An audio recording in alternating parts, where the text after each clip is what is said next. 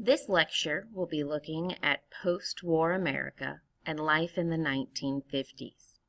You should have already filled in the post-World War I 1920s side of your chart in regards to changes for women, politics, economy, population shifts, arts and literature, new technology, new music, and minorities. We'll be looking at how those things were similar and how they were different during the 1950s. For women, during World War II, they had been employed in rather important roles. They had been scientists, technicians, mechanics, secretaries, and any other role that was a non-combat role. However, after World War II, women were expected to return either to their homes or become secretaries and other non-essential jobs, taking away some of the freedoms that they had earned during World War II.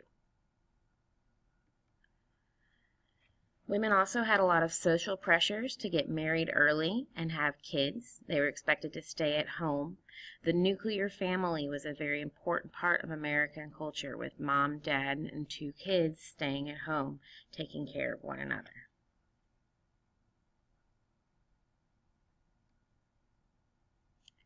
The baby boom, and this one will go on the next page of notes. The baby boom was caused by soldiers coming home from war and Americans being more prosperous and therefore more willing to have kids. You can see here on this chart that from the start of the war in 1941 all the way through to the mid-1960s, the birth rate increased drastically.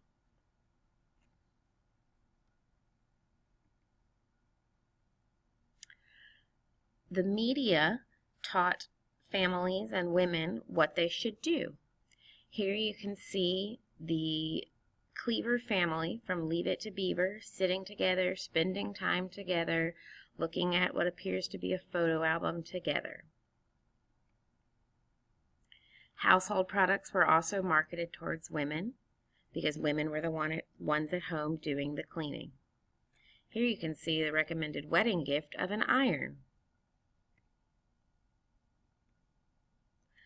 Politically, Truman had tried to pass the fair deal. During the 1920s, politics were very laissez-faire or hands-off. Truman tried to continue the New Deal. However, given the prosperous state of the country in the 1950s, Congress did not pass everything Truman wanted. It did extend Social Security and increase the minimum wage. It also set aside money for low-income housing.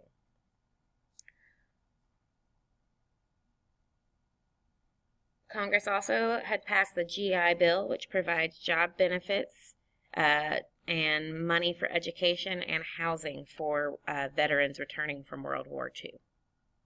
Here you can see the stamp with the soldier at school.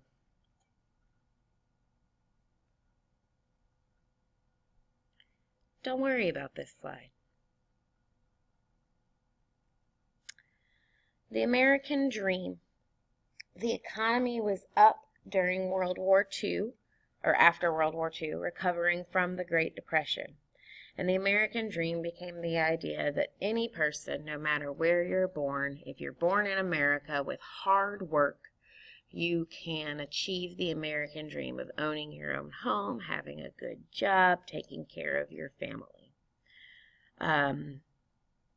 This was not necessarily true for everyone, but many people believed that it was a possibility. This increase in consumerism, this increased economy led to an increase in consumerism. Lots of spending, new products to buy. People were buying things on credit. This is very similar to life in the 1920s, with people buying new inventions and people buying them on credit.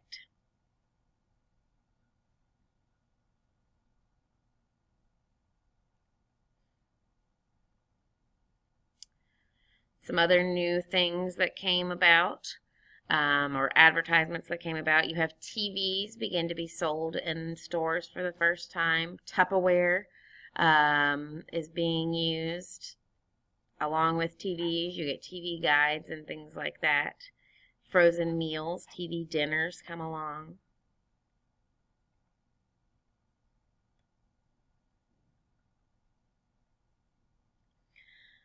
Many people shifted, population-wise, shifted into the suburbs.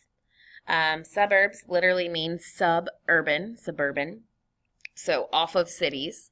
And as these soldiers come home and they have money from the GI Bill for housing, there's not enough housing in the cities. So a man by the name of William Levitt comes up with the idea to build what are initially called Levitt towns, which are cookie cutter houses that all look the same, and are able to be constructed very quickly so that these returning soldiers have somewhere to take their new wife who is with child. The 1950s also saw growth of the middle class. So those people also wanted to move out of the cities and into the suburbs. And again, William Levitt took advantage of this. He began mass producing homes and getting them up in weeks instead of months and years. These new communities were known as Levitt towns.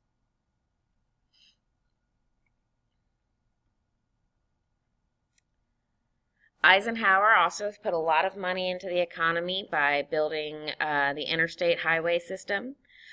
He wanted to be able to quickly mobilize for war in the event that we were attacked on either coast. We would be able to quickly move supplies and troops from the west coast to the east coast or the east coast to the west coast.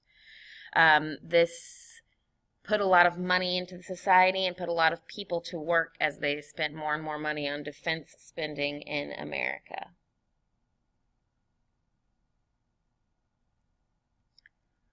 There's nowhere for that to go in your chart. Okay. This project was the largest public works project in U.S. history. It cost $32 billion and built 41,000 miles of new highways. These are all highways that were built by by Eisenhower's Interstate Highway Plan. In addition to moving to the suburbs, population also shifted back down south. Remember that since the Civil War, everyone has been moving up north and out west, but after World War II, the population shifted back down south. In 1955, Disneyland opened up in Southern California, and 40% of Disneyland's guests came from outside of California, most of them traveling by car. In terms of writers or arts and literature, the beatnik movement was a movement that went against the conformity and consumerism of the 1950s. They focused on nonconformity, non-consumerist, non-materialistic lifestyle. Most famous of these was Jack Kerouac. He wrote On the Road as well as many other books, and he's kind of the poster child for the beatnik movement.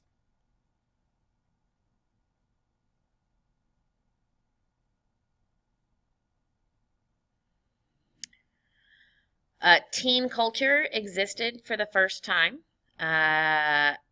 in terms of movies and art.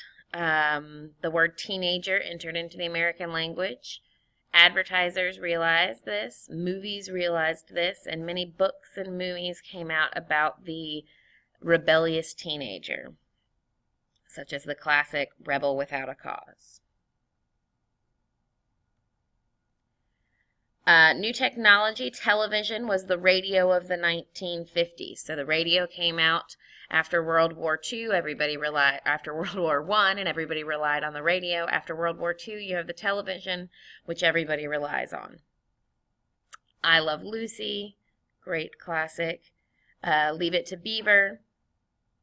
The Mickey Mouse Club. Lone Ranger actually made the move from the radio to the TV, becoming a television program.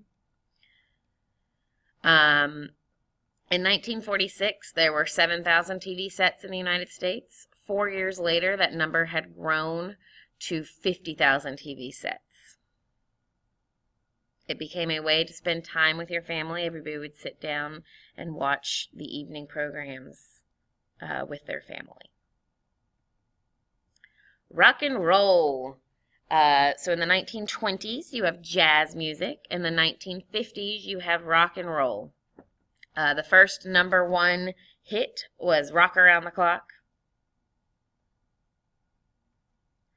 Elvis Presley, of course, dubbed the unofficial king of rock and roll. His live appearances were very, very popular.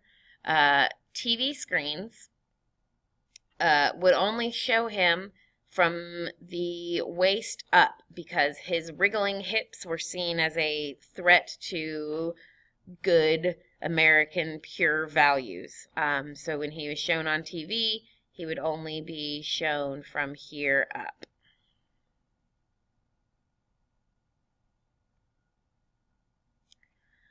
In terms of minorities, racial tensions continue to grow.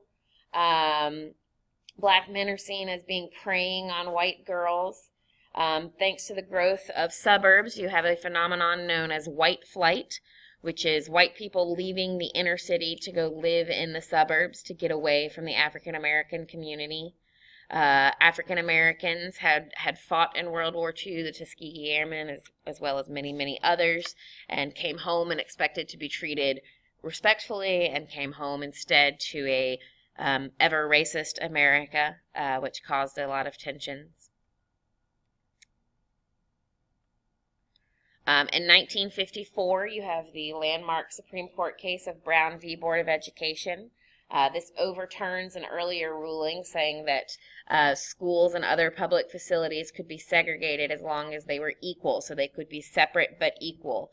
And in the case of Brown v. Board of Education, it said that schools must desegregate and that separate but equal is unconstitutional under the 14th Amendment. African American style of music called R&B, or rhythm and blues, develops. However, many stations will not play music by black artists. White artists frequently re-recorded the hits created by black artists. And again, the baby boom. You can see that it really picks up after the end of the war and continues all the way through the mid-60s. And again, that was caused by soldiers coming home from war and this new societal pressure to create a nuclear family. Dr. Spock was a pediatrician. He kind of changed the role of parents in the family. Prior to the 1950s, it was believed that a child should be seen and not heard, that you should stay out of your parents' way, that your opinions did not matter to the overall family structure. Dr. Benjamin Spock changed all of that. He wrote a book called Baby and Child Care, Common Sense Baby and Child Care. And in that book, he advised parents not to spank their children, not to scold their children. He also said that families needed to hold family meetings in which children could express themselves. So he kind of really changed the family structure from being children are a necessity to children are an important part of the family.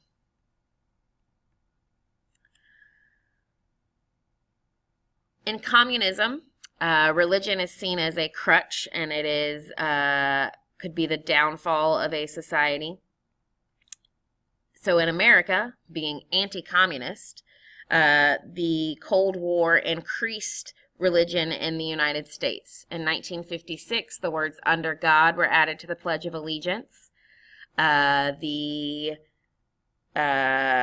top-selling book was the Holy Bible, and then The Power of Positive Thinking, Angel Unaware, Life is Worth Living, A Man Called Peter, as in Peter from the Bible, This I Believe, The Greatest Faith Ever Known, How to Play Your Best Golf, and A House is Not a Home. However, the third best-selling book was about sex. So there was this undercurrent of people bucking against the system. But there was an increased church attendance, religious books, movies, etc. became more popular.